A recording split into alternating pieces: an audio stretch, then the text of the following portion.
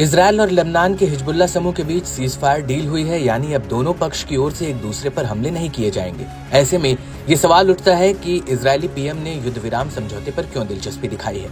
Lebanon में सैन्य operation शुरू करने के दौरान नेतन्याहू ने दक्षिणी लेबनान से हिजबुल्लाह का सफाया करने की कसम खाई थी। दरअसल हिजबुल्लाह लड़ाकों ने दक्षिणी लेबनान से उत्तरी इजरायल में जमकर कोहराम मचाया था। इससे उत्तरी इजरायल का कोना कोना दहल रहा था। यही नहीं, इजरायलियों को हमलों से बचाने के लिए उत्तर की बस्तियां तक खाली करानी पड़ी थी।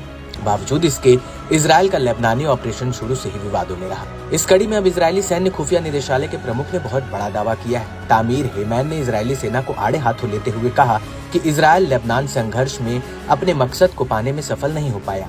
लेबनान के खिलाफ अपने हमले के दौरान इजरायली सेना किसी भी उद्देश्य को हासिल नहीं कर पाई। उत्तरी इजरायल में बसने वालों को तेजी से और सुरक्षित रूप से वापस लाने का टारगेट पूरा नहीं हुआ। हेमैन ने टॉप लीडर्स की गैर मौजूदगी के बाद भी हिजबुल्लाह लड़ाकों की ताकत की सराहना की। हेमैन ने खुलासा किया कि कुछ इजरायलियों ने लेबनान के साथ युद्ध विराम समझौते को इजरायल की नाकामी बताया। सीज फायर को हिजबुल्लाह के सामने इजरायल का आत्मसमर्पण और समर्पण तक करार दिया है। इजरायल के पूर्व अधिकारी ने कहा कि हिजबुल्लाह के लड़ाके युद्ध के मैदान में अपनी ताकत और साहस का प्रदर्शन करने में कामयाब रहे। इजरायली सेना के खिलाफ लड़ाई के दौरान हिजबुल्लाह ने साबित किया कि असल समीकरण सिर्फ युद्ध के मैदान पर ही बनाए जाते हैं। ये उनकी हिजबुल्लाह की सैन्य रणनीति और उसके लड़ाकों की ताकत को दिखाता है। हिजबुल्लाह से मिली कड़ी टक्कर से इजरायली सेना के सामने कई चुनौतियां खड़ी हो गयी। इसमें गोला बारूद के भंडार की कमी, रिजर्व सैनिकों के मुद्दे शामिल है। वहीं सीज फायर को लेकर इजरायली रणनीति पर द इकोनॉमिस्ट ने बड़ा खुलासा किया। अखबार ने बताया कि लेबनान और गाजा दोनों में 1 साल के युद्ध ने इजरायली सेना पर भारी दबाव डाला है। कई रिजर्व सैनिकों को लंबे समय के लिए ड्यूटी पर बुलाया गया। 7 अक्टूबर से अब तक जिन रिजर्व सैनिकों को ड्यूटी पर बुलाया गया है, उनमें से 54% ने 100 दिनों से अधिक की सेवा की है।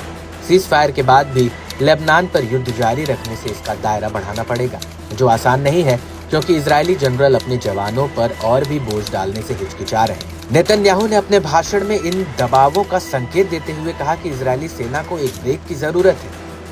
इजरायल बेटेनू पार्टी के नेता एविगडोर लिबरमैन ने सीज फायर डील को नेतन्याहू की ओर से घुटने टेकने से जुड़ा सौदा बताया। लिबरमैन ने कहा कि नेतन्याहू ने लंबे समय के लिए राष्ट्रीय सुरक्षा की कीमत पर कम वक्त की शांति खरीदी है। ये टिप्पणियां हाल में हुए सर्वे से मिलती जुलती हैं, जिसमें सामने आया था कि 99% इजरायलियों का मानना है कि इजरायल ने हिजबुल्लाह के खिलाफ युद्ध में जीत हासिल नहीं की।